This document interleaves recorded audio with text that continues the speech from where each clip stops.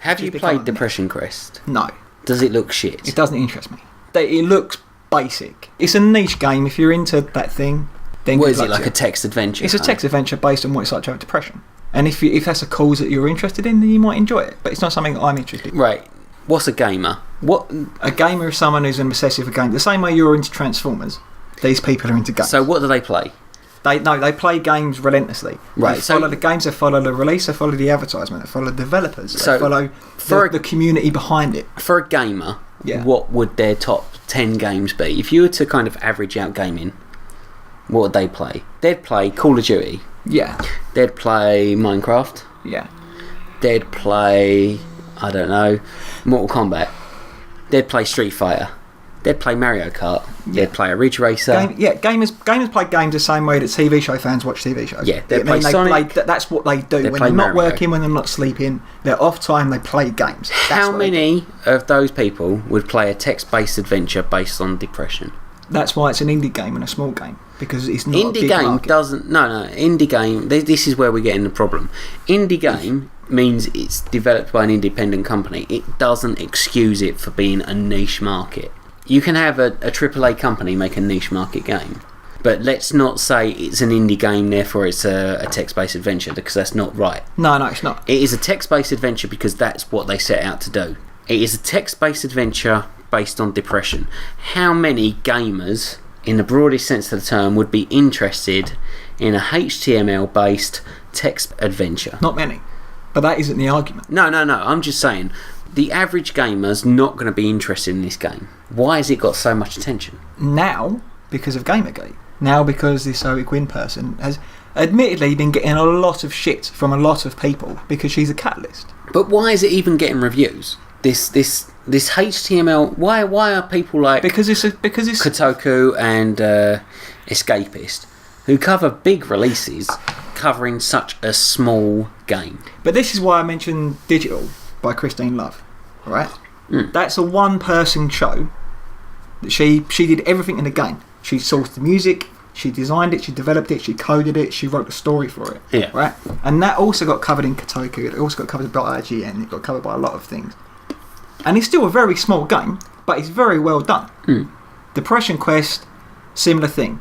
Female developer, she did everything on it, released it, got some reviews. It did okay, but it was like a fucking drop in the ocean. Yeah? But the argument is that the coverage she did get was because of her contacts and not because of the content of the game. And how does she know these contacts? She met them through convention, she met them from like marketing, she met them through fucking contacting myself. And then the alleged offence is that she then slept with a few of them, who then wrote pieces and articles on her game. Have we got any evidence to and from? Yeah, we're 3 weeks into this now. There's shit tons of evidence. I can't go through it with you here because it will take us another 50 minutes to do it. But there's a lot of evidence to do it. And what are the reviewers saying about this? Has anyone confronted the reviewers? They denied it. Outright? They said that any coverage they gave the game was based on the game and not because of their relationship with her. So they haven't denied it. They've basically said it doesn't matter. I've reviewed the game rather than the consensus is that their relationship isn't important. Why would it be? For example, in The Guardian, there was an article written by a journalist called Jen Frank, who basically slagged off all gamers for criticising Zoe Quinn. Yeah. And the article was basically saying that the same fucking thing that all the other gamer websites are saying, is that the backlash from Gamergate was more about the gender of the person who made the game, and that these accusations of sleeping away to good reviews was made against, as opposed to the content of the game. Right? Jen Frank was a supporter of Zoe Quinn through Patreon, which means she willingly gave money to this person on a monthly basis. Yeah. Right? And secondly, they'd met previously. There was a massive backlash against the article, saying that it's favouritism and you're trying to cover for a friend and you're giving more support to someone you know personally, which is where the journalism transparency thing comes in. Right? You shouldn't be writing positive articles about people you know, because that's it's favouritism. To the point where she then quit her job as a journalist because she was getting too much shit. Good. Right? Now, her argument in her defence was that she said to The Guardian at the time of the article being released that because of her personal relationship with Zoe Quinn, she wanted to add that as a disclaimer at the end of the article. And The Guardian said, we don't think it's necessary. So The Guardian were given the option to say, Jen Frank is friends with Zoe Quinn. Yep. And they said, no, don't do it. Alright? So the article was put up with that disclaimer. She then got a lot of shit when people found out the relationship. She quit her job. And then after she quit her job, the disclaimer was then added by The Guardian to the article. Right. To say these people know each other outside of work, essentially.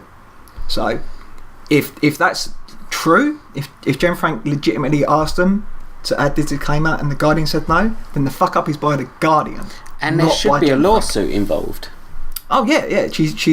I spoke to her on Twitter, for the Whiskey Grenade Twitter, and I said, because she made a comment about she was calling up screen grabs of 4chan, which is where a big article about the Jen Frank piece was up, and people on 4chan going, let's fucking get her fired, let's fucking get her out, this is disgusting, this is disreputable. And she said she's going to take all these pictures and send them to the legal aspect of The Guardian as like evidence of a hate campaign against her. Yeah. And I contacted her and said, there's no point because 4chan is anonymous. You can't ascribe it to any singular person. So any proof you've got is just anonymous posts on a forum. It's not going to help you with your cause. It's just proof that you were discussed in a community. And then she responded and saying, yeah, I get that, but the point is that I've now got no job because of these people. Which it's not from them people at all. She's got no job because as a journalist she should be aware that certain standards should be met. Yeah, but that's the argument across the board, is that all these people for all these sites, all the big gaming sites, gamers aren't stupid. Gamers understand that you give good reviews to the people paying your adverts. There's always been that element. That was the whole thing that happened a little while ago, wasn't it? Was it Kane and Lynch? Kane and Lynch, where someone was fired. Yes. For giving a bad review. Not even a bad review. Was it GameSpot? Yeah, a less than favourable review for Kane and Lynch, Dog Days, I think it was. Which, it was enjoyable, It was bollocks. It was a third-person cover-based shooter with... And it was shit. Nakedness involved, where there was a large portion at the beginning of the game where you just run around naked and your schlong dances around in glorious pixelated HD, which caused me playing it with my mate in co-op endless amounts of fun, just running back and forth, just seeing what the physics could do with our penis. Now, you can look into that as to kind of some male chauvinistic thing, or you can look at that as in two guys just seeing something funny. Whatever. But yeah, as you quite rightly said, someone got fired for writing a less than favourable review on a game that didn't deserve to be anything more than average. This has been going on for a long time, even when it was before the internet and you had PC magazines. Yeah. The magazines would run full-page adverts on games that were coming up, paid for by the publisher. And then generally that game got a fairly decent review in the magazines that was coming up. We're not stupid, this has always gone on. If it becomes to the point where you can financially support a developer because you like their work, and then you personally get to write the reviews on that game that you've funded, of course there's a conflict of interests. Yeah. And that's what the journalism side of it don't seem to get. I thought that was the entire idea behind journalism, to get rid of that conflict of interest. You wanted someone independent to discuss what's going on. And if you haven't got that, what have you got? But again, it seems to be games journalism that's the worst of it. Like, film journalists. Film journalists go to Cannes Film Festival, they go to the Edinburgh Fringe, they go to film releases, like red carpet and all that shit, right? Of course they know people in the film industry. Yeah, they're going to have to. Because that's how you get exclusives, that's how you get to interview the stars of the fucking whatever. But that doesn't make them liable to then give that film a good review. No, if a film's shit, it's found to be shit. Look at the top grossing film this year. Which was? Transformers 4. Was that the highest grossing film? Highest grossing film. Higher than Guardians of the Galaxy? Higher than Guardians of the Galaxy. Right. Because as much of a sleeper hit as... Well, it's not even a sleeper hit.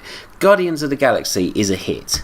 But you name Guardians of the Galaxy fans against Transformer fans. Yeah, okay. Even with the Marvel logo stamped on it, yeah. Transformers is the big number. Right. Transformers has already outdone all 3 of the last movies. Was it a good movie? No.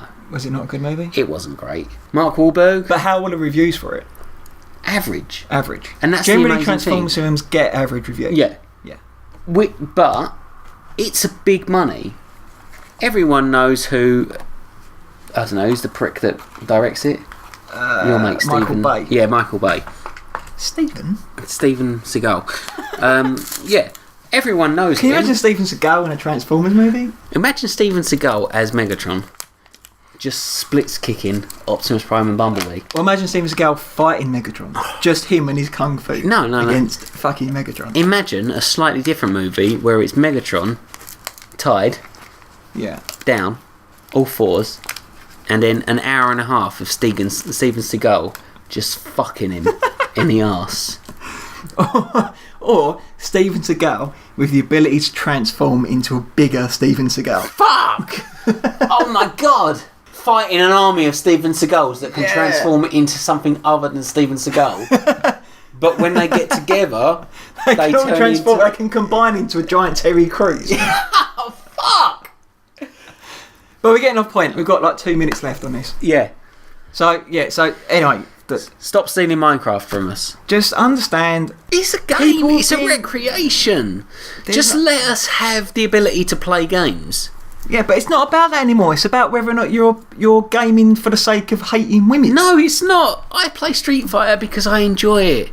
I don't play Street Fighter to say, right, I'm going to play Street Fighter just to beat up like the 2 girls in it.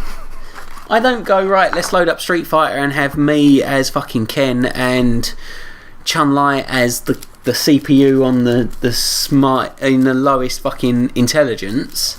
I don't do that. I play Street Fighter because I enjoy the challenge. Yeah. I play Minecraft because I want to get lost in the world. I think Minecraft is one of the more innocent games because there's not really gender in it. There are male and female sheep. No, but they're just skins. Yeah. They're just. Yeah. But even still, that's all anything is. It's just a fucking skin.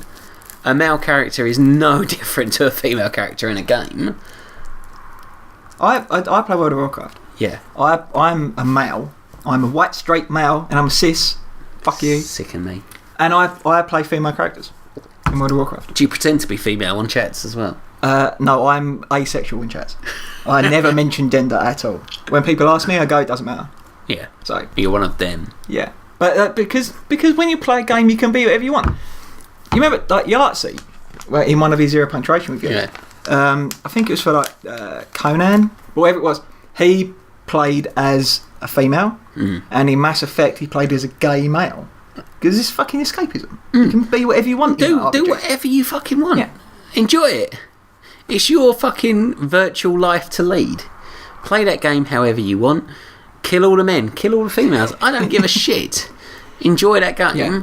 But don't vote down on a game just because it's created by a certain person. And for the sake of argument, our position is that we're gamers, right? Massively. Media, stop being dicks. Stop throwing us all in the same boat. We don't hate women. We just want a fair representation of the fucking games that we play. And do a decent fucking sequel to Killer Instinct. Yes. The last one was shit.